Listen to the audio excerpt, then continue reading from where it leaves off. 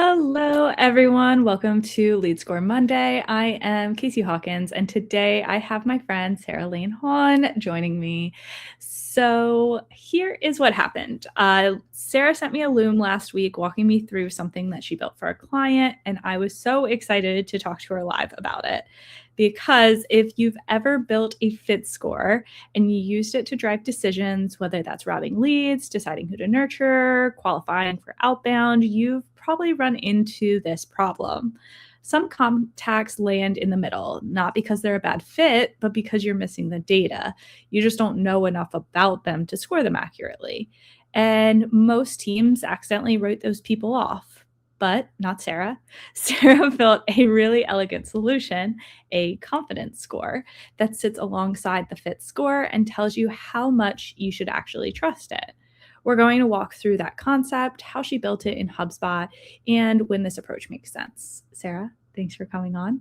Yeah, no, thanks for having me. This is one of those moments where I was meeting with the client and we were talking about this just being a known problem that they have enterprise um, prospects. And so it's really important that they make sure that there is a consistent fit before going all in on an ABM motion.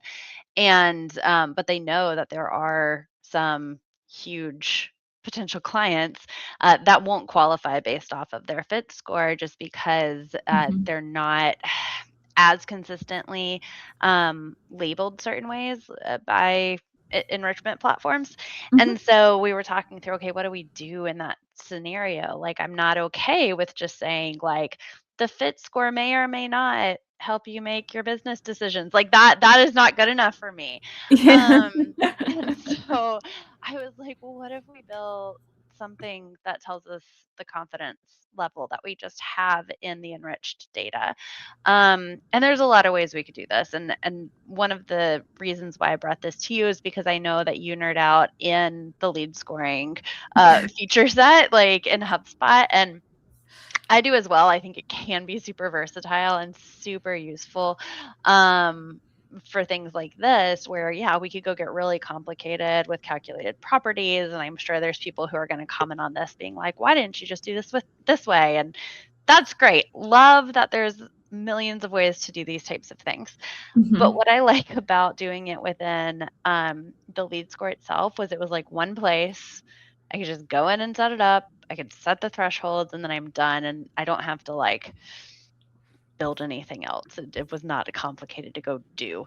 And so this is like iteration one that I think we'll move forward with using. And then from there, um, very interested to see like what else we run into as scenarios. I think there could be a lot of other um, things that could go on top of this, like confidence in enrichment based off of the data source. So if you're using like multiple places to enrich your data, and you just know that some are better than others about certain fields, then being able to say like, oh, I'm actually even more confident in this part of the data.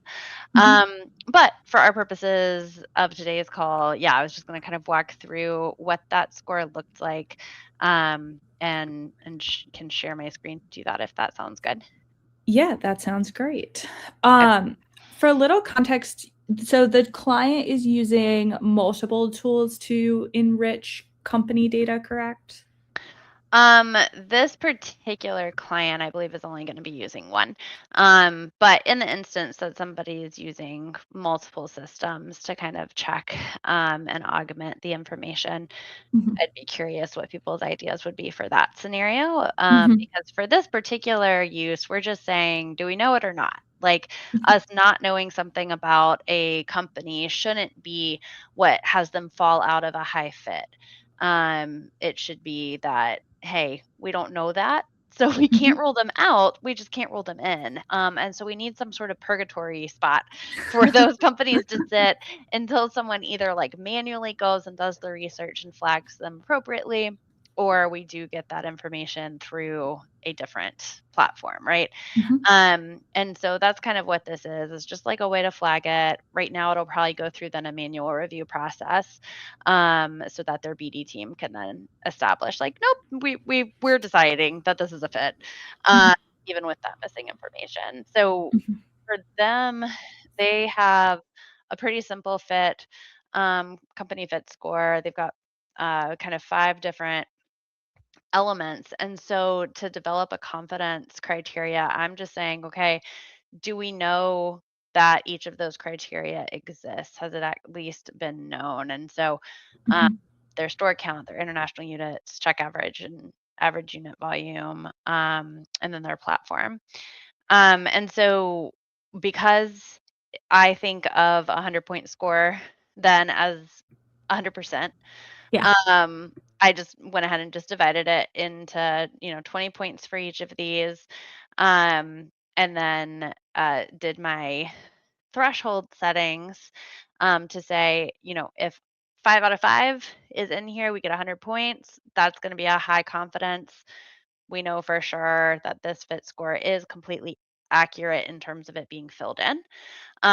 If they have 4 out of the 5, we're going to say that it's a medium confidence. Like, can probably move forward with this, but Mhm.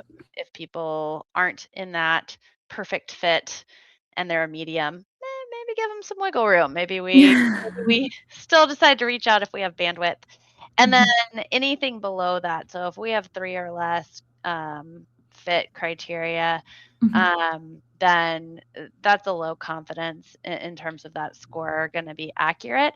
And that I want to be a big red flag of, hey, if they're being considered low fit and they have a low confidence, we need to clean that up before we decide that we're actually going to disqualify them or not reach out to them or not include them in marketing, because it is not a good indicator that they are actually not a good fit for us.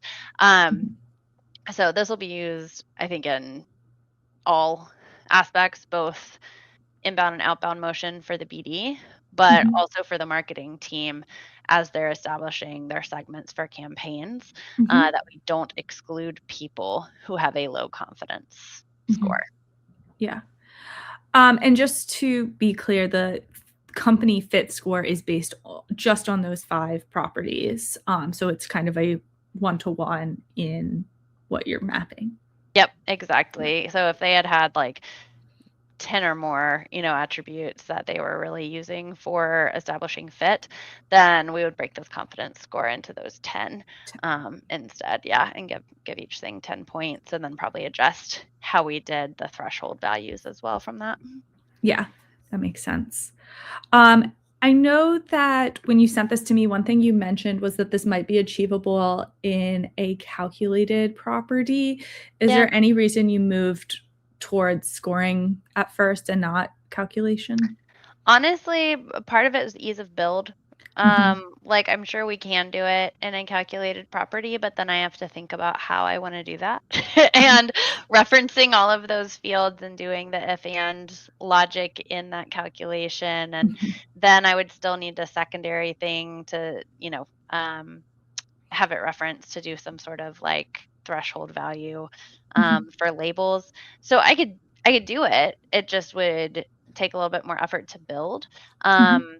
And then every time it needs to be modified or changed, I have to go back through that again. And Mhm. I just think that more people are going to be like, this is going to make more sense. Yeah. And so I tend to try to build to hand things off to my clients so that then they can maintain it if I'm not working with them. And Yeah. this just felt like really, it just felt really accessible. And since we were already talking about scoring too, Mhm. it felt very organic to be like, well, we're talking about a score. If we need a confidence score on that score, can we just also have Yeah. it be in the scoring? Like it just, Mm, it, fun. it seemed like it works. Yeah. Um, but I am curious, like, if you were talking about a more complicated situation where you wanted to have, um, you know, a different version of confidence scoring. Um, what people's questions would be or what their scenarios would be that this wouldn't solve for. Because I'm sure there are a lot of examples, but um, that would, I think, be the next thing that I'd want to start to explore is like, where does this fall apart? What else would we want to build instead? That could be even more useful, even better for automating next steps Mhm. versus it just being a flag to Mhm. require review or a flag to maybe still let them be included in a marketing send. Like, how can we make it even better? So, yeah, would love for people to like comment and tag me so that I can Work participate. through. Yeah, participate a little bit more, because both for me and the CMO who were talking through this, like, this was a new idea for both of us. I was like, Mhm. "I've never done this before, but I this could be helpful." And he was like, "I've never heard of this being done before, but this could be helpful." And Mhm. so, like, the 2 of us who have a lot of experience both were like, "Hey, let's try it out." Mhm. Um, but I'd love to hear, uh, kind of devil's advocate, all the reasons why this is a terrible idea and what else we could have done instead. No. No, I think when you had messaged me and you were like, "Maybe this could be a calculated field," I thought the same thing. I was like, "You could, but then it's gonna be kind of a complicated formula," and the way where calculated fields sit is, like, in property like, it's a little Yeah, bit more nested in a way versus this is, like, very in your face, you can very clearly see. Um, Obviously, this is a fairly straightforward. I mean, there's right. 5 criteria. I'm even like, okay, if they had 6 criterias, then the math gets kind of weird and like, okay. You're like, Now we have to divide and think yes. about percentages. Ugh. But in this example, at least, I think this is it makes the most sense. Um, so when your client's looking at this, it sounds like it's a combination of the sales team using it in knowing who they should outreach to, but also the marketing team using it in, like, who they should pull on and off marketing list, correct? Yeah, so from a sales and BD motion, um, it would be, for instance, where, have our top target enterprise accounts that we're trying to work into. And so most of the time they're going to get some sort of accelerator flag when you've got high behavior and a high company fit score. And so then they're going to be like, great, now it's time to strike. I'm going to go after these guys. Mhm, However, if they have a high behavior score and a, say, like medium company fit score, but that medium score also has a low confidence to it, mhm, I'm going to say you really should go after those guys mhm, because they're actually probably better fit, right? mhm. Because there's no way that they can be a worse fit according to how this is set up. Uh-huh, So it's only either this or better. uh-huh. So it's kind of pivoting to be like, hey, you should also um, include this parameter without saying you should include everyone who's a medium company fit Mhm. because you shouldn't. But you should include all the people who are a not real medium fit because they're going to Yeah. be medium or better. And so that is kind of how I'm thinking about using it for the BD team, and then the same thing for marketing campaigns. Um, if you were only going to target um, people who had, a really good company fit because you're trying to increase that behavioral engagement, then you might be leaving some people on the table who are actually ideal clients, but just aren't hitting the threshold marks because there's missing data in there. So this should help us make sure that we include those potential fits um, as well in our process until we can either get them verified um, or you know get get uh, get the rest of the data that we need on them. Yeah. So that, right now it's really immediately it's just being used in, like, filter criteria. There's not, like, necessarily that you're asking people to fill out this information about themselves at this stage. Correct. Yeah. So you're using this specifically for company fit. I mean, it feels fairly natural that you could do this if you were doing a contact fit score as well. I mean, it applies the same. I'm wondering how this could even work for like engagement scores or behavior scores. Thinking even like, have we seen cookied behavior from this person? Do we have any cookied behavior from this person, especially like event imports and things like that? Yep. I feel like that you could maybe apply a similar logic in that, like, have we seen them on the website at all? Yeah. Do we know that they're not engaged, or is it just that we don't have tracked data on them? Mm-hmm. Yeah, I think that's a really valid use case, and valid question. I think one of the things that is a danger here for those ops people who are now like on the edge of their seat nerding out because they're like, oh my god, this is my language. Like we can get more, we can create more data about our data. Yes, it's exciting. Also, we could build ourselves into a corner here where Mm-hmm. we have so much information that we've now just turned it into noise. Mm-hmm. And so I think it's really important when you're building these additional layers to make sure that you have the use case of the action that you're actually going to power by it before you just start building it. Because building for the sake of building is a great way to just confuse your database Yeah. and your end users, right? So that would be my one caveat is like, yeah, like if you have a use case where you want to have confidence around behavior because you Mm-hmm. are then going to target those um, untracked people in a specific way to confirm when the right time to trigger outreach is. Mm-hmm. Awesome. Go build that use case. Um, but otherwise, yeah, it's a cool idea. But but we got to make sure we're going to use it if we're going to build it. Definitely, yeah.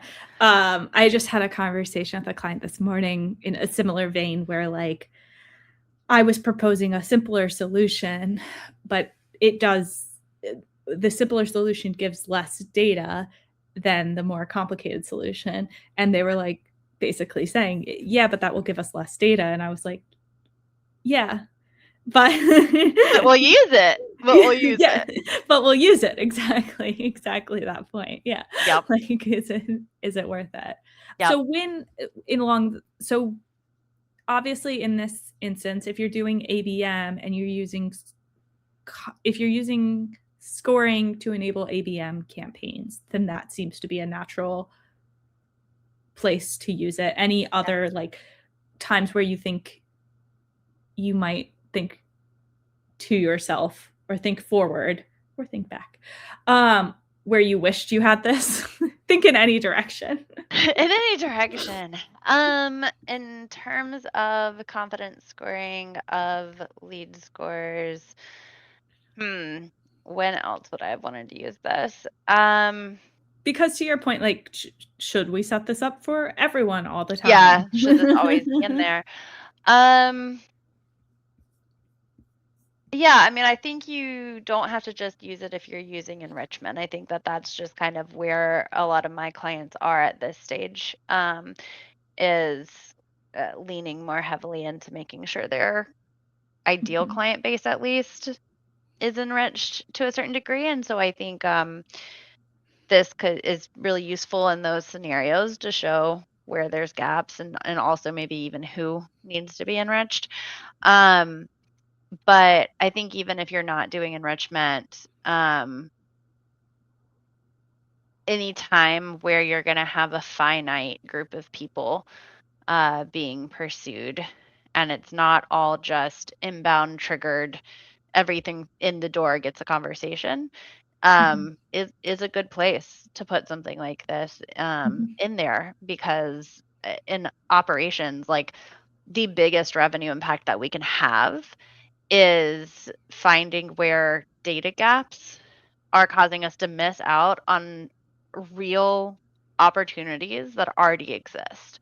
And if we can pinpoint those and say, hey, these people are already interested, we just haven't been seeing them, then that is a huge benefit to the organization without anyone else having to do any more work, without any other things changing. It's literally just an operational piece to be like, oh, these people should have been included. Mhm. So I think it could be a big win for anything that isn't, like I said, like fully inbound run of they raise their hands, they go through. If it's Mhm. anything other than that, outbound motion or indirect like MQL Mhm. processes, it could be, it could be good to at Yeah. least run it and see. I mean, like if everything in your database has a high confidence score, then you don't need it. Yeah. But if you start to see there's, gaps, then it could be helpful. Yeah, even like when you first set up a fit score, it might be worth like running alongside of it just to get a sense. Because actually, another lead score I'm working on right now, we had started to pull some company fit fields, but then we very quickly were like, all of these They're fields empty. are empty. Yeah. And so now we're like, what are we like? What do we even score on? Like, what do we Yes. do? Um, Yes. exactly. So like, and then you're suddenly like, okay, well now this score isn't doing anything because no one has any data anyway.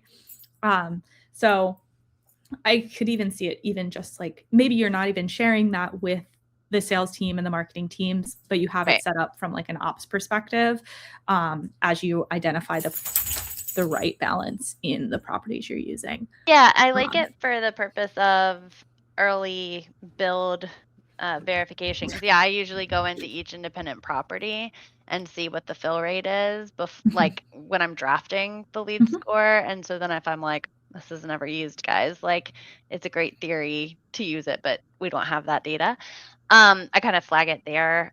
But I think it would also be nice to be able to use the thresholds then, um, a couple years down the road when nobody's looked at the lead score and data origins have changed and data hygiene's changed, mhm. and then you're able to see like, oh, we used to have built this in a way that we had pretty high confidence, now we have medium confidence, like kind of as a general Yeah. state, something changed, let's go Uh-huh. figure out why, we no longer are confident in this score. Mhm. So it could be used for a little bit of a QA, um, as Another thing, well like, for your scores. yeah, just like building on what you built. Something I talk a lot about is like recencies of properties too. Mhm. Less so with less so with company, more so with contacts, but like an example I often give is like if you're scoring on job title, but this person's job title hasn't been updated in 5 years, Yep. has their job like is that their job title? Yeah. I don't know. Maybe it hasn't changed in 5 years. Um, but I also think specifically in like that instance, like, is there a confident, is it not only known but has been updated in the last whatever you want Yeah, and it to that's where I be? think we get into the complexities, right? Because some of Yeah. that data is stored in ways that we could reference it, some of it's not. Um, and so it's like, do we then get into more of a, data hub, ops hub scenario where we're actually like segmenting based off of when certain fields were last updated and then using that to trigger enrichment protocols, right? So that the database is always kept up to date. Mhm. Because I think that would be that kind of build. Like I don't think there would be a simple action that we would be taking from Mhm. knowing that our Mhm. time since very necessary changeable elements were updated. Um, because the result would be not just being like, every everything's kind of crappy. Uh-huh. It would be, we want to enrich it, we want to get it up to date consistently. So that one almost seems like the solution replaces the need for Mhm. the monitoring, the Mhm. reporting and everything. Um, And that might be one of those things where, like, when you're first launching it, you're, like, looking at Use it something as a like check or that. something. Yeah, Yeah, yeah. and I think that's why some of these builds are so interesting because, like, you and I are in the systems every day and we like to get really into these in-depth scenarios and these complicated things, right? And then there's a, 5 point threshold skill for confidence that we're like, this is actually a good solution for Yeah. this use case. Yeah. Um, because it's built for this use case, right? Like, and it doesn't need to go do everything else. Um, and it's just always interesting to me when something simple is the solution. Like I Mhm. get excited by the simplicity of it. Mhm. Um, but yeah, those more complicated cases, I think this probably wouldn't be the right solution because it's Mhm. simple. So it's made for a Yeah. simple problem and a simple solution. Yeah. I think what my takeaway from this experience has been, I think that, yeah, if you have a especially like a company score like this where, like, there's criteria where you're trying to get them on and off targeting, especially if your team's looking for, like, more and there's this medium ground, I think it's a really great solution for, like, getting that medium ground pushed up. Um, and then the other piece, and I LinkedIn messaged you back when you sent this to me and said I might set this up for a score on building, but I think where I am with that right now is still in the building phase. So I do think there's another use case from, like, a QAing your score perspective where you don't keep this. Yeah, you don't necessarily make it visible to other people, but you use it to see if your score is useful for the Mhm, database at large or if it was mhm. just a really good theoretical score. Because there is the preview distribution tool in the tool, in the lead scoring tool, but that will tell you whether people, where people are landing. But if people are 0, you don't know. Is that Yeah. 0 because the data or because. Well, or if they're not 0, Mhm. if they're 60, I think is my fear. Like if everybody is in this kind of middle ground and you're like, great, so we don't really know anything. Like we know stuff, but we can't action it because everybody's really close to each other. Being able to know, like, well, are they 60 points because that's the highest they're ever going to be? That's literally, we have all the information. Or are Mhm, they a 60 because we only know two things about them and then everything else is missing? Like, because if those are my two scenarios, I'm reaching out to the person I'm missing the information on because mhm, the potential of them being a really high fit is there. And mhm. so until I prove that they're not, the optimist in me is gonna go after that versus the realism of, well, this person is a medium fit. I guess I'll try. Like, no, I'm gonna go for the person who might be a Mhm. high fit. Like, so I think that's the difference too, is just like ideally we're always knowing all of the information, but Yeah. sometimes it's better. I'm sure you've run into this too, clients, when you're doing data hygiene and like cleanup of instances who are like, well, should for all of these like zeros, should we just go fill in something, right? Like, should we put Mhm. something in there so it's not blank? No, blanks are data. Okay. Like I cannot emphasize that enough. Blanks are data. Zeros are data. Like that counts. And so when we're doing our scoring, a blank is a value that we need to take action off of, not Mhm. something that should just get missed and muddled in with the rest. Yes, yes. I was just creating a property recently, and we were deciding, should it be a checkbox or should it be a yes no? Because if it's yes no, there's the option for blank, which also matters. Yes, blanks matter. Blanks matter. I know. I was also getting there. All right. Well, thank you so much, Sarah, for sharing this with me. Thank you for sharing this with LinkedIn. I love this solution because it's so obvious once you see it, but most teams aren't thinking about it. And I love, to your point, like I love how simple it was. Like it was, you had 5 criteria, you were able to split that into make 100%. Like, I mean, it just works. Yeah. And I think maybe that's one of the biggest takeaways is sometimes the solution just works. And like, that's great. Thank you, uh, Casey. I appreciate it.